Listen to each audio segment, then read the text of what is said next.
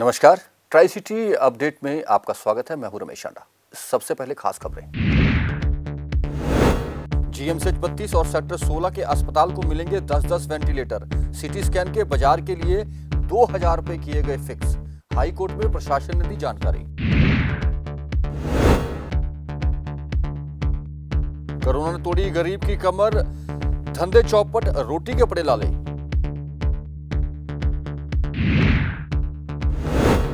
और tri city में थमने लगी कोरोना की रफ्तार। इस माह सबसे कम 1512 नए मरीज आए सामने। चंडीगढ़ में मात्र 526। और अब खबरें विस्तार से। चंडीगढ़ में अब वेंटिलेटर की कमी नहीं होने दी जाएगी। केंद्र ने हाई कोर्ट में यह जवाब दाखिल करके कहा है कि जल्द ही चंडीगढ़ को और वेंटिलेटर मुहैया करवा दी जाएंगे, जबकि 10 वेंटिलेटर सेक्टर 16 के अस्पताल में और 10 वेंटिलेटर सेक्टर 32 के गवर्नमेंट मेडिकल कॉलेज और अस्पताल में आने वाले कुछ ही दिनों में इंस्टॉल कर दिए जाएंगे। यह जानकारी हाई कोर्ट में आज इस मामले की सुनवाई के दौरान दी गई। चंडीगढ़ प्रशासन ने हाई कोर्ट को बताया है कि उन्होंने मार्केट में डायग्नोसिस सेंटरों में होने वाले सीटी स्कैन के रेट भी फिक्स कर दिए गए। अब कोई भी सीटी स्कैन संचालक 2000 रुपए से अधिक किसी भी व्यक्ति से नहीं लेगा और उसकी कोविड की रिपोर्ट भी सार्वजनिक नहीं करेगा। साथ ही साथ चंडीगढ़ में टेली कम्युनिकेशन को भी बढ़ाया गया है। इसके लिए 5 जोन बनाए गए हैं, जिनमें डॉक्टर 24 घंटे मौजूद रहते हैं। हाई कोर्ट में यह भी बताया गया है कि ऑक्सीजन के लिए ई पेमेंट और ई परमिट भी शुरू कर दिया गया है और अब तक 12 लोग इस सेवा का लाभ ले चुके हैं। कोरोना की इस महामारी का असर आम लोगों पर पड़ रहा है, लेकिन परेशान है तो गरीब के धंधे चौपट हो चुके हैं। रोटी के लाले पड़े हुए हैं, चाहे वो रिक्शा चलाने वाला है, चाहे ऑटो चलाने वाला, चाय बेचने वाला या फिर ट्रांसपोर्टर। हर किसी के हाल बेहाल हैं। अब वे कोसें तो किसे, भगवान को, सरकार को या खुद को। आइए देखते हैं भागवत की एक रिपोर्ट।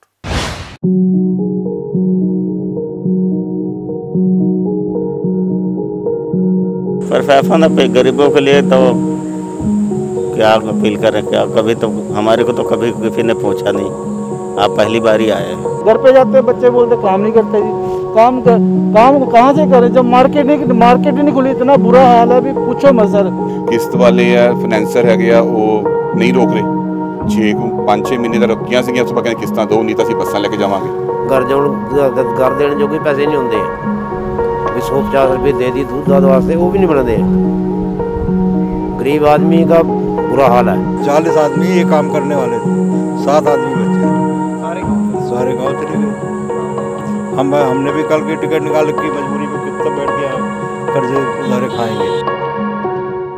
कोरोना महामारी का असर हर वर्ग को पड़ा है। कोई बीमार होकर इस महामारी से जूझ रहा है तो कई लोग ऐसे हैं जो महामारी और लॉकडाउन के कारण आर्थिक तंगी झेल रहे हैं। आइए आपको मिलवाते हैं इन लोगों से। बात अगर निम्न वर्ग से बात करें तो रेड़ी वाले, रिक्शे वाले हों, चाय वाले हों या गाड़ी चलाने वाले, ट्रांसपोर्टर, समाज का सभी तबका कोरोना महामारी के कारण दुखी है और इनके दुख को पूछने वाला कोई नहीं है। ये वो तबका है जो रोजाना कमा कर खाता था और उसी से अपना गुजारा करता था, लेकिन कोरोना के बढ़ते संक्रमण को देखते हुए चंडीगढ़ प्रशासन ने लॉकडाउन लगा रखा है। सब दुकानें बंद हैं, ऑफिस बंद है, जिसके कारण उनके पास काम नहीं है और वह हाथ पर हाथ रख कर बैठे हुए हैं। इनका कहना है कि कोरोना से सही काम नहीं होने के कारण वे रोजाना भूखे मर रहे हैं। ऑटो वालों का कहना है कि लॉकडाउन के कारण ऑफिस और स्कूल बंद है, ऐसे में उनके पास सवारी नहीं है। अभी तो जी बिल्कुल बेले बैठे हैं, कोई काम नहीं है।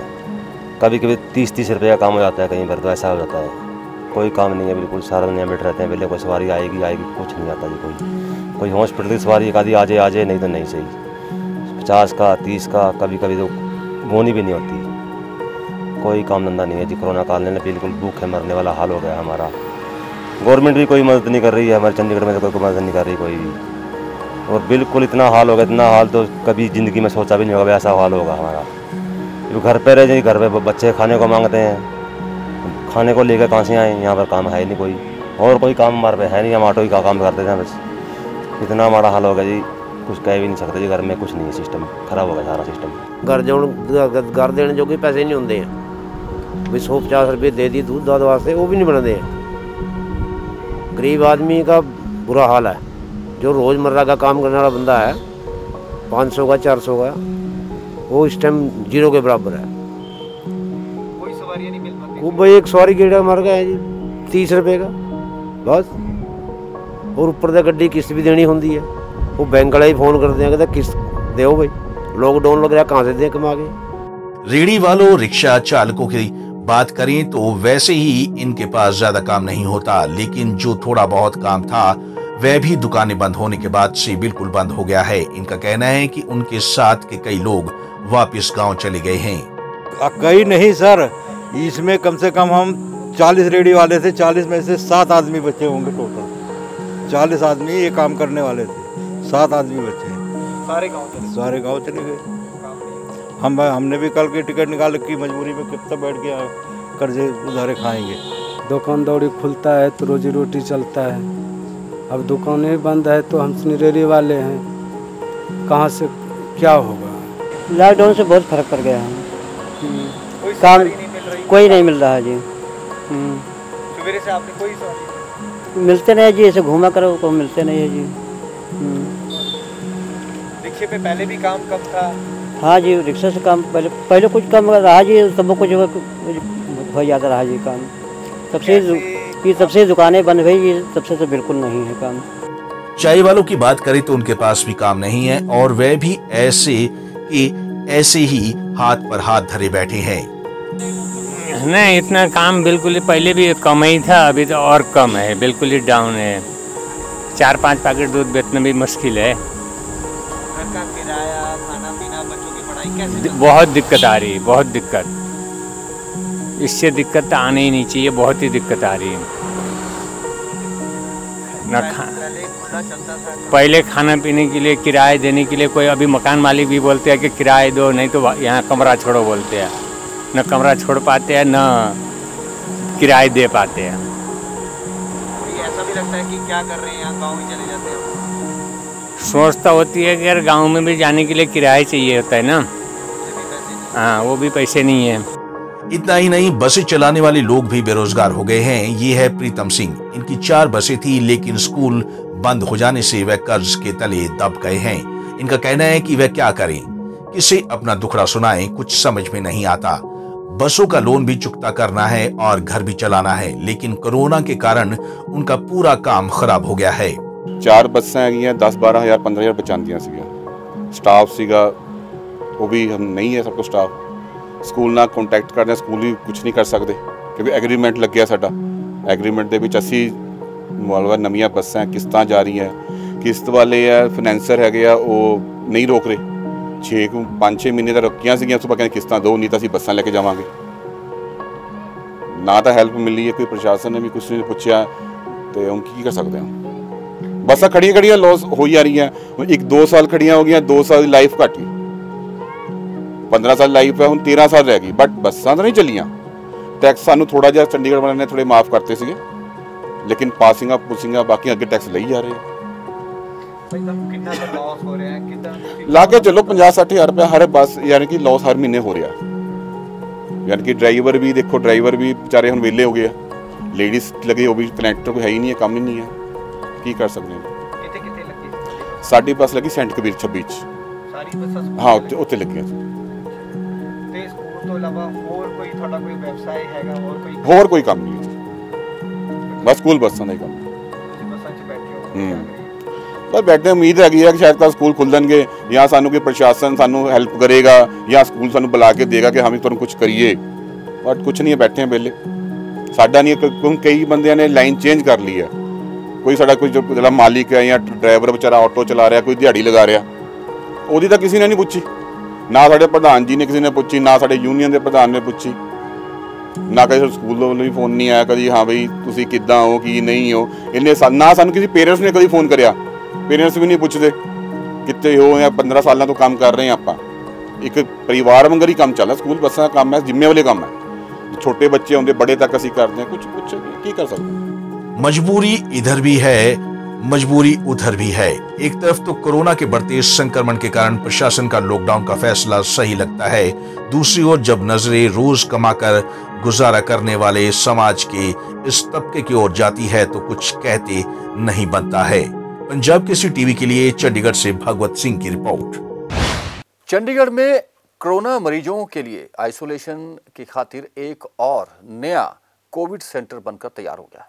सेक्टर 8 के सरकारी स्कूल में बने स्पोर्ट्स कॉम्प्लेक्स में यह नया मिनी कोविड सेंटर खुलकर तैयार हो गया है, जिसमें 50 से अधिक मरीज आ सकेंगे, जिन्हें ऑक्सीजन के साथ साथ डॉक्टरी सेवाएं और अन्य सुविधाएं भी उपलब्ध करवाई जाएंगी।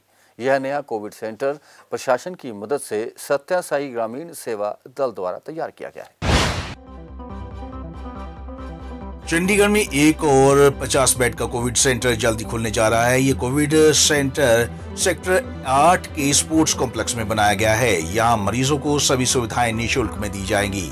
श्री सत्य साई ग्रामीण सेवा सदन की ओर से ये मिनी कोविड सेंटर तैयार किया गया है। शहर में कोरोना संक्रमण की स्थिति को देखते हुए संस्था की ओर से ये मिनी कोविड केयर सेंटर खोलने का निर्णय लिया गया है। Covid care centre open hall में खोला गया है। सेंटर में कोविड मरीजों के लिए काफी अत्याधुनिक सुविधाओं का इंतजाम किया गया है।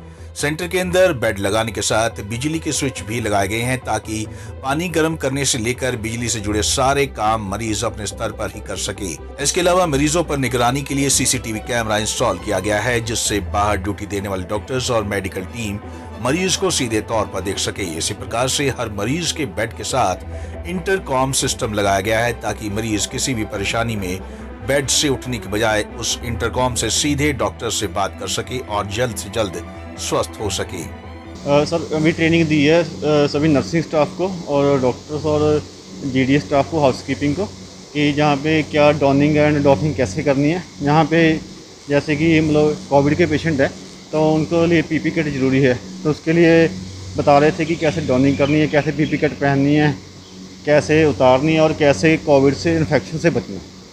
अच्छा, क्या क्या सुविधा होगी यहाँ? सर यहाँ पे लेवल 1 और 2 के पेशेंट लेंगे, ऑक्सीजन की रिक्वायरमेंट होगी और एमरजेंसी केयर होगी और एमरजेंसी ड्रग्स है हमारे पास। एमरजेंसी के लिए जो भी प्रोसीजर हम इन केस एमरजेंसी में ज़रूरत पड़ेगी वो सब करेंगे, और अगर लेवल 3 का पेशेंट होगा उनको आगे रेफर करेंगे जहाँ पे बेड अवेलेबिलिटी होगी। गौरतलब है कि कोरोना के बढ़ते केसों को देखते हुए अब कोविड सेंटर बनाए जा रहे हैं, ताकि मरीजों को हर सुविधा मिल सके। पंजाब केसरी टीवी के लिए चंडीगढ़ से भागवत सिंह की रिपोर्ट। हरियाणा के गृह मंत्री अनिल विज के नाम से फर्जी ट्वीट करने के मामले में हरियाणा पुलिस ने 2 आरोपियों को गिरफ्तार किया है। साइबर टीम ने ये दोनों गिरफ्तारियां की हैं, जिनमें प्रहलाद और यमुनानगर निवासी रोहित नागपाल शामिल हैं। इन्हें 1 दिन के रिमांड पर लिया और पूछताछ जारी है। कोरोना काल में भी लोग सोशल मीडिया के जरिए गलत अफवाहों को फैला लोगों को गुमराह करने से पीछे नहीं हट रहे हैं। लोग फेक आईडी बनाकर गलत जानकारी दे जनता में पैनिक माहौल पैदा करते रहते हैं। इसी बीच पंचकूला पुलिस ने हरियाणा के गृह मंत्री अनिल विज के नाम से फर्जी ट्वीट करने के मामले में 2 आरोपियों को गिरफ्तार किया है। दोनों आरोपियों की पहचान अंबाला निवासी प्रहलाद और यमुनानगर निवासी रोहित नागपाल के रूप में हुई। काबिल जिक्र है कि हरियाणा के गृह मंत्री अनिल विज के ट्विटर अकाउंट का नाम इस्तेमाल करते हुए एक ट्वीट किया गया था, जिसमें लॉकडाउन 20 मई तक बढ़ाने की बात की गई थी, जिसके बाद गृह मंत्री अनिल विज ने हरियाणा डीजीपी मनोज यादव को इस फेक ट्वीट को लेकर कार्रवाई करने के निर्देश दिए थे, जिसमें अब 2 युवकों को गिरफ्तार कर लिया गया है। सर ये अभी 2 लोग पेश करे हैं सर। सर क्या मामला है सर, बताएंगे? इनका मामला ये है कि इन्होंने अनिल विज का एक ट्वीट को थोड़ा चेंज करके कि लॉकडाउन बंद नहीं होगा, लॉकडाउन खुलेगा, उसको एडिट किया और एडिट करने के बाद उसको सर्कुलेट कर दिया as per the prosecution version in the FIR। But at this stage both the accused has been presented before the honourable trial court and the trial court allowed the 1 day police remand, and furthermore they further directed to appear with medical certificate tomorrow। तो आज sir दोनों को court में पेश किया है sir, क्या बना इसमें? इसमें दोनों को 1 दिन के लिए पुलिस रिमांड के लिए भेजा है। फिलहाल पुलिस ने फर्जी ट्वीट करने वाले दोनों आरोपियों को अदालत में पेश कर रिमांड के लिए भेज दिया है। अब देखना ये होगा कि रिमांड के दौरान आरोपियों से और क्या कुछ खुलासे होते हैं और न्यायालय की तरफ से आरोपियों को क्या सजा सुनाई जाती है। पंजाब केसरी टीवी के लिए पंचकूला से ब्यूरो रिपोर्ट। कोविड मरीजों की देखभाल के लिए अब कालका में भी एक नया कम्युनिटी होम फॉर आइसोलेशन शुरू हो गया है, जिसका उद्घाटन आज हो गया। इस मौके पर कई बड़े हेल्थ अधिकारी और अन्य राजनेता शामिल रहे। पिछले कुछ सप्ताह से पिंजौर कालका में बढ़ते कोरोना के मामले को देखते हुए पिंजौर कालका क्षेत्र में ही अस्थायी कोविड सेंटर के लिए स्थानीय लोगों की मांग चल रही थी, जिसको लेकर आज कांग्रेस कमेटी हल्का कालका ने प्रशासन एवं कालका गुरुद्वारा प्रबंधक कमेटी के साथ मिलकर कालका में आज अस्थायी 30 बेड का कोविड केयर सेंटर खोल दिया है। जानकारी देते हुए शिवालिक विकास मंच के सदस्य हर्ष चड्डा एवं कांग्रेस नेत्री पवन कुमारी ने बताया कि कालका सरकारी कॉलेज के सामुदायिक केंद्र में अस्थायी कोविड सेंटर का आज उद्घाटन हो गया है, जो क्षेत्र के लिए बहुत बड़ी राहत की खबर है। अब लोगों को पंचकूला के सरकारी अस्पताल में आइसोलेट एवं ऑक्सीजन आदि की दिक्कत से जूझना नहीं पड़ेगा। वहीं पंचकूला सरकारी हॉस्पिटल में लोड भी कम पड़ेगा। केयर सेंटर रहेगा, जिसका मतलब है कि जो मरीज अस्पताल से वैसे स्टेबल हो जाएंगे पर उनको थोड़ी बहुत ऑक्सीजन की ज़रूरत रहती है या डॉक्टरी केयर की ज़रूरत रहती है, तो उनको घर भेजने से पहले हम इस जगह पे ले आएंगे और यहाँ पे ऑक्सीजन की व्यवस्था है, दवाइयाँ हैं, हेल्थ की टीम रहेगी और बाकी गुरुद्वारा साहब और बाकी यहाँ सब सहयोगियों से मदद से उनका खाना पीना सब व्यवस्था की गई है।